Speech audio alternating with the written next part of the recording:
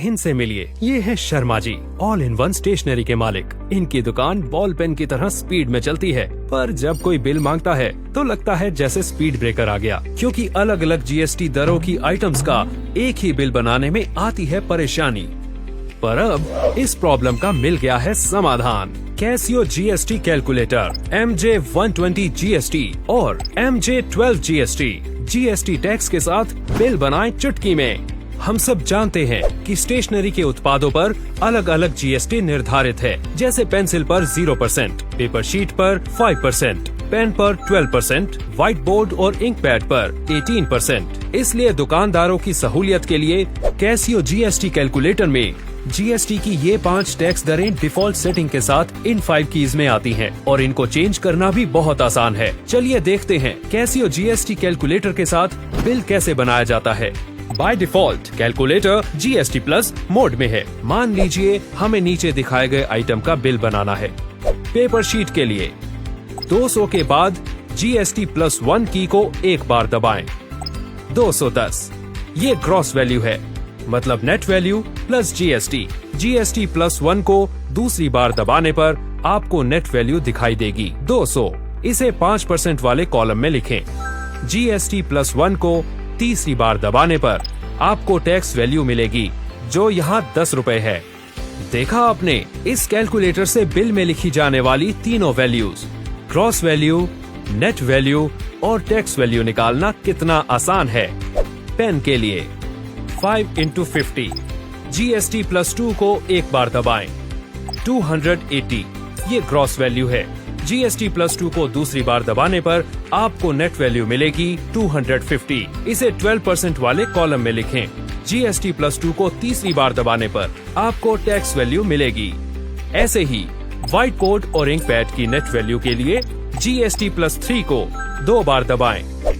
Pencil पर GST 0% है, इसलिए ग्रॉस वैल्यू और नेट वैल्यू सेम रहेगी, तो जीएसटी प्लस 0 को एक ही बार दबाएं। अब जीएसटी जीटी दबाएं। 1652 यह ग्रॉस वैल्यू है, इसे ग्रैंड टोटल वाले कॉलम में लिखें। दूसरी बार दबाने पर नेट वैल्यू यानी 1450 और तीसरी बार दबाने पर टैक्स वैल्यू यानी कि 202 मिलेगी। इस टैक्स वैल्यू को 2 से डिवाइड करने पर हमें टोटल सीजीएसटी और एसजीएसटी वैल्यू मिलेगी, यानी 101। इसे टोटल सीजीएसटी और एसजीएसटी वाले कॉलम में लिखेंगे। अब जीएसटी स्लैब के अनुसार कैलकुलेशन देखते हैं। जीएसटी प्लस 1 की को एक बार दबाने पर 5% की दर से सभी प्रोडक्ट्स की ग्रॉस वैल्यू आएगी। दूसरी बार दबाने पर 5% की दर से सभी प्रोडक्ट्स की नेट वैल्यू आएगी। तीसरी बार दबाने पर 5% की दर से लगे हुए टैक्स की वैल्यू और इसे 2 से डिवाइड करने पर 5% स्लैब में सीजीएसटी और एसजीएसटी की टैक्स वैल्यू मिलेगी। ऐसे ही बाकी स्लैब्स में जो प्रोडक्ट्स हैं, उनकी सभी वैल्यूज हम निकाल सकते हैं। और ये बिल तैयार हो गया।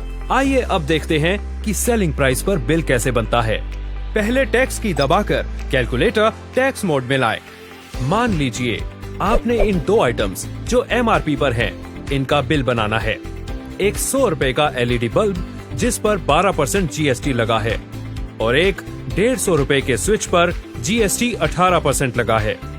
बल्ब के लिए 100 into टैक्स 2 को एक बार दबाएं। इससे बल्ब की नेट वैल्यू 89 रुपीज 28 पैसे मिलेगी।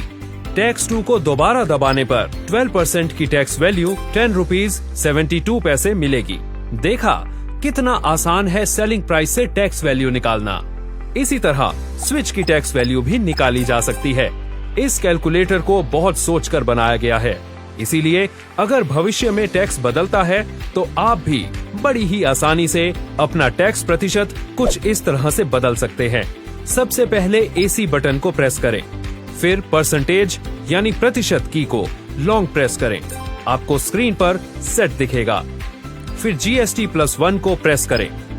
यह मौजूदा जीएसटी है। अब नया जीएसटी रेट टाइप करें, जैसे 18%। फिर से परसेंटेज यानी प्रतिशत की को दबाएं। आपका नया जीएसटी रेट सेट हो गया है। चेक करने के लिए जीएसटी प्लस 1 को प्रेस करें, आपको 18% दिखाई देगा। तो बनाइए अपना इनवॉइस आसान कैसियो जीएसटी कैलकुलेटर के साथ।